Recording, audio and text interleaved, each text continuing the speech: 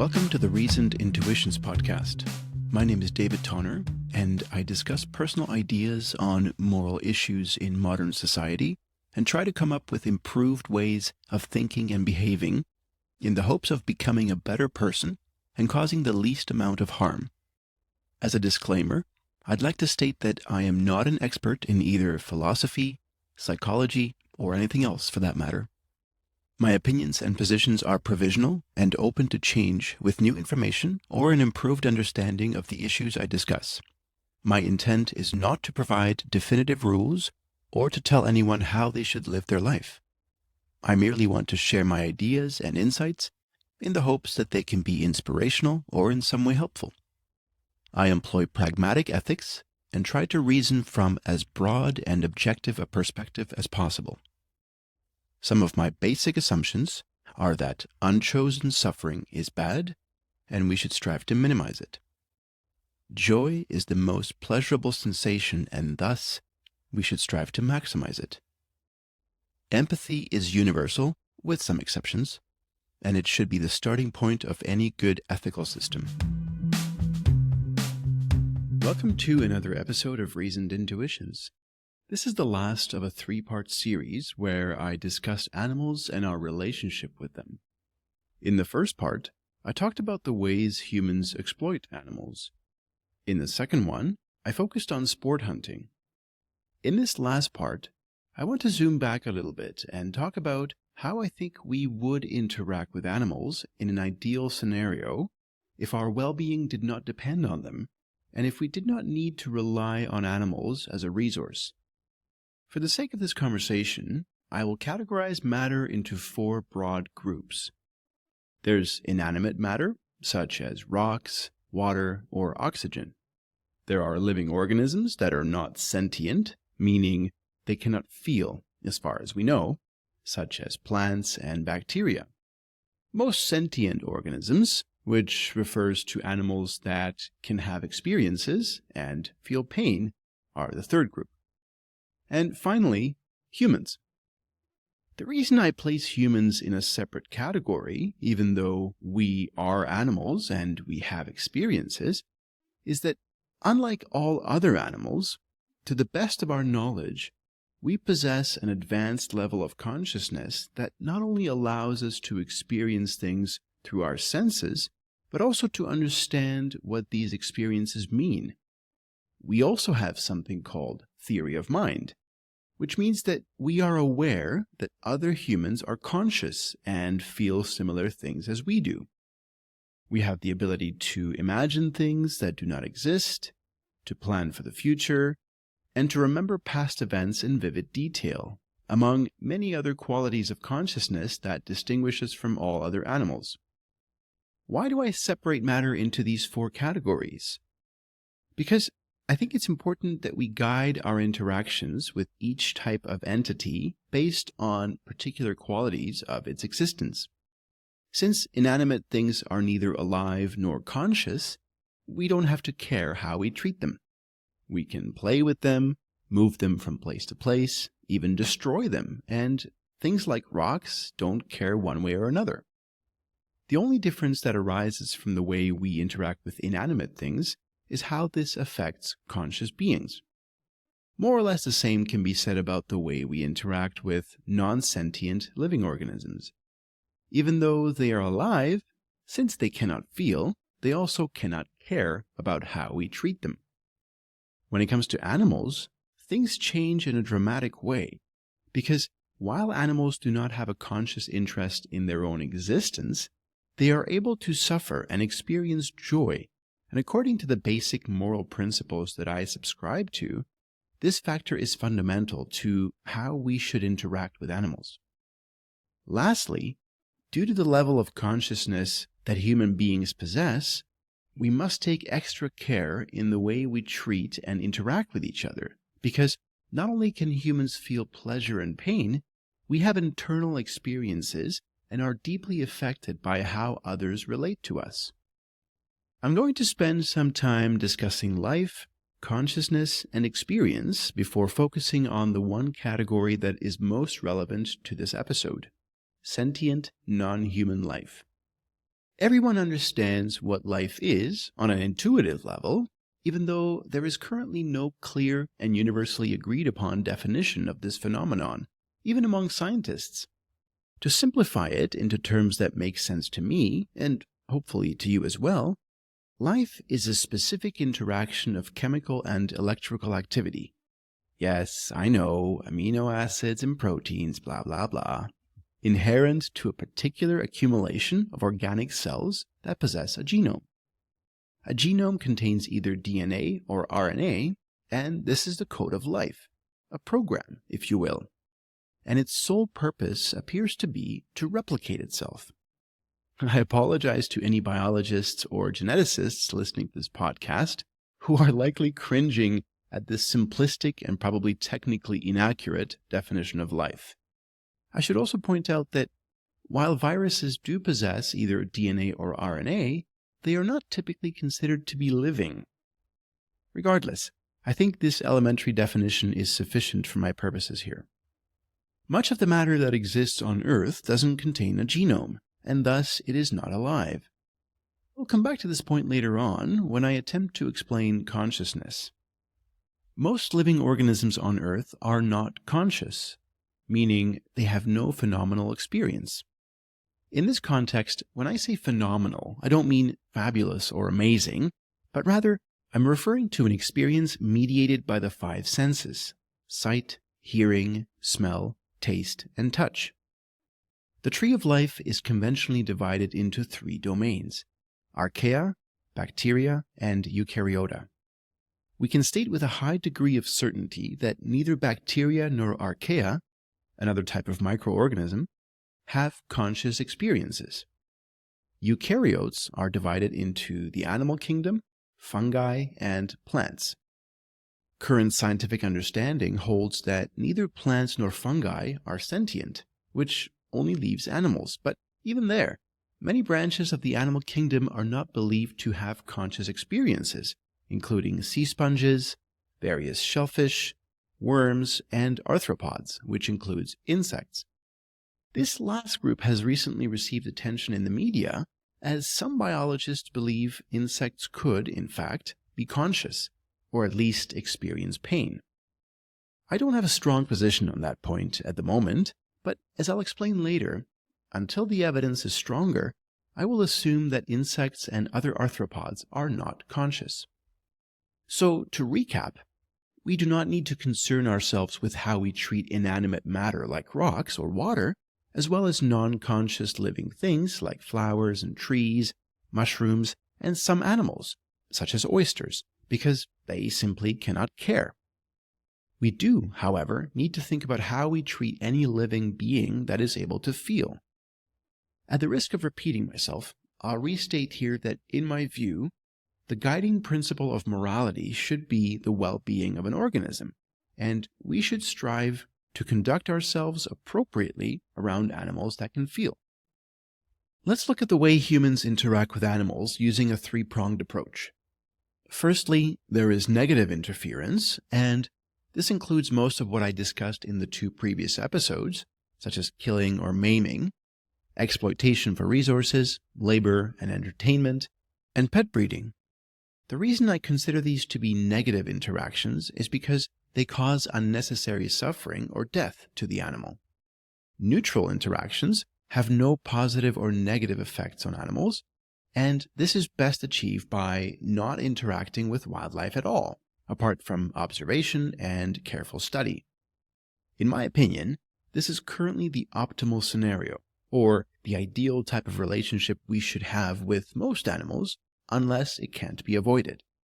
To help guide us in this type of relationship, here are a couple of basic rules I came up with. Now, most of the time, my moral principles are of the consequentialist variety, but once in a while, I find rule-based ethics to be useful, and this is one of those cases. Rule number 1. If something is alive and not bothering you, meaning it is neither impeding your ability to perform basic functions or to progress in a course of action, leave it alone. This applies not only to animals we normally think of as conscious, such as mammals, birds, or fish, but also insects and spiders. The reason for this is that we currently do not know to what degree these annoying little critters experience life, so it is safer to err on the side of caution and not hurt or destroy them if there isn't a good reason to do so. On the other hand, if the animal is in some way impeding your ability to thrive or outright harming you, like a bear looking for a tasty snack or a mosquito needing a sip of bloody nectar, then consider either removing yourself from its presence, shooing it away from you, or, if all else fails, then destroy it, while taking care not to cause it unnecessary suffering. Now, before you accuse me of being selfish and putting my needs before that of the animal, I will remind you that, as I explained in the very first episode of my podcast, I am a speciesist, which means that I place the interests of humans before those of animals in situations where it is relevant and necessary to do so. So far, I've mentioned negative and neutral interactions. There's also positive interaction or interference. What do I mean by that? Apart from the odd time we all get the chance to save a wasp from drowning in a cup of tamarind sauce. What, just me? Well, anyway. Most people are probably not aware of this, and I wasn't until quite recently. But there are currently small academic initiatives, mostly in the Western world, studying ways that humans can alleviate animal suffering in the wild. As anyone who has ever watched a nature documentary knows, nature is often cruel and shows no mercy. This means that most animals who experience predation from other organisms often live lives of high stress, constant fear, and ultimately a slow and painful death. There is a slowly growing group of people who study this and who are trying to find ways that we could one day, through careful intervention, make the lives of wild animals less stressful and perhaps even eliminate suffering altogether. No action or trials have yet taken place, to my knowledge, and the topic is so complex and multifaceted that I'm not sure any progress will ever be made on that front. Personally, I haven't taken much interest in that area of study as I'm not clear where I stand on the entire endeavor, but it's certainly something to think about from a moral perspective, and I'm glad there are people who dedicate their time, if not their entire careers, to this area of research. Okay, let's switch gears now and look at the topic from the opposite direction by asking some difficult questions. When is it appropriate to exploit a sentient organism for human benefit? Looking at the arc of human technological development, we see a near total reliance on animals in the earliest stages, going back to the Stone Age, and this gradually decreases up to the present day. It is foreseeable that in the future, our reliance on animals will be eliminated completely, but at this present juncture, there are still areas where some level of exploitation cannot be avoided, including science, medicine, nutrition, and in certain parts of the world, labor and transportation, in order for humans to thrive.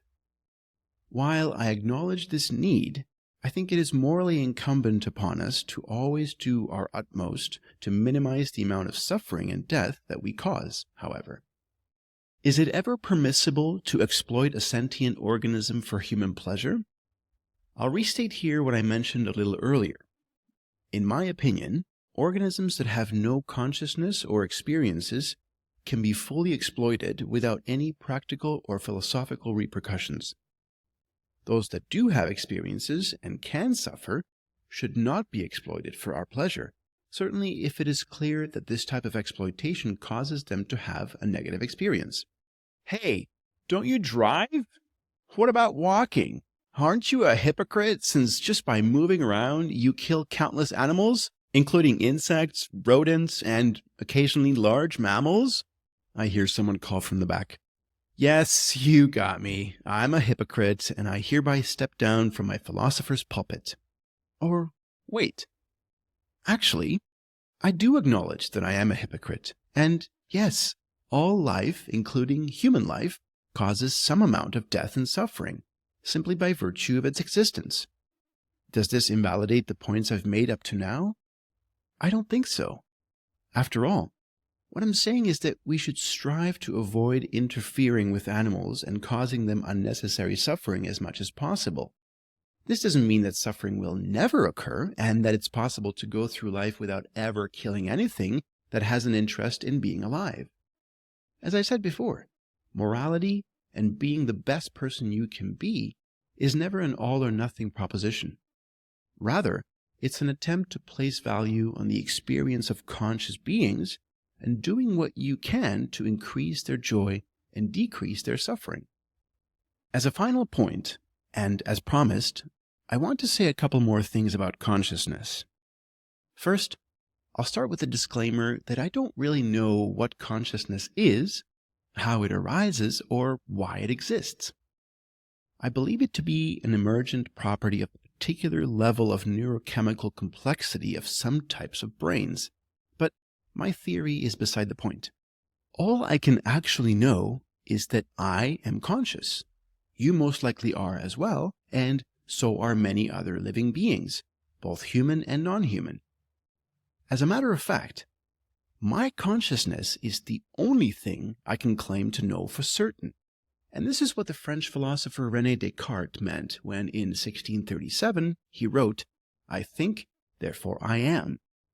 Everything else in the world, including everything I experience within my consciousness, could very well be a simulation or a figment of my imagination.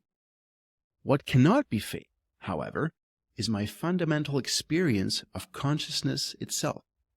In 1974, the American philosopher Thomas Nagel published an essay titled, "What is it like to be a bat?" In this essay, Nagel basically argued that an organism experiences a conscious mental state only if there is something that it is like to be that organism. What this means is that if it isn't like anything to be an object, such as a rock, a plant, or a bacterium, then that object isn't having an experience. It isn't conscious.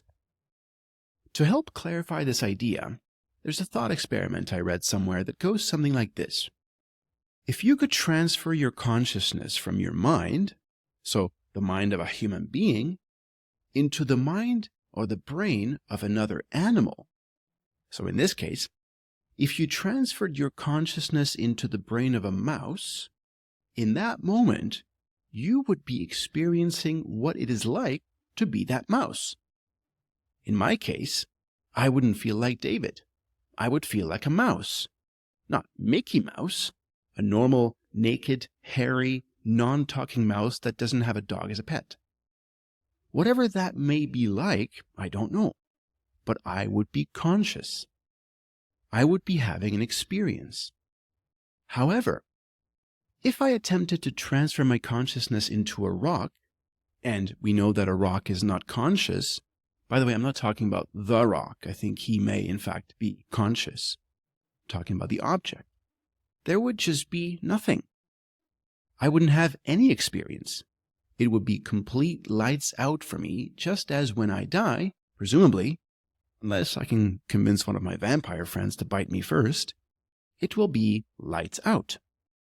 Now, just to clarify, I don't think it's actually possible to transfer my consciousness anywhere, since that would suggest that it is separate from the rest of my body, a position known as mind-body dualism and espoused by the aforementioned René Descartes. And if you don't press me too hard, I will proclaim myself to be a non-dualist. Most of the time, on an intuitive level, it seems obvious to me that my consciousness must be separate from my body, that there must be a me inside, an ego or a self, just like it seems intuitively obvious that I have the ability to choose my thoughts, words, and actions. If I stop and think about it, however, I realize that neither proposition makes logical sense. Perhaps it's better that I go about life believing myself to have a self and to have free will, which is something I talked about in my red pill, blue pill episode. Still, I think the thought exercise may be useful to help illustrate the idea that it feels like something to be conscious. Well, that wraps up the third of my 3-part series about animals. In total, I've now spent 4 episodes talking about animals, so I think I'll give the topic a rest. Some of you may be happy to hear that, while others might wish I had more to say about animals. Sorry to disappoint. Go watch a nature documentary or something. Thank you again for listening. I would really appreciate it if you could leave me a rating or review wherever you listen to my podcast. Share it with anyone you think might be interested. And as always, I'll be looking forward to your thoughts and feedback.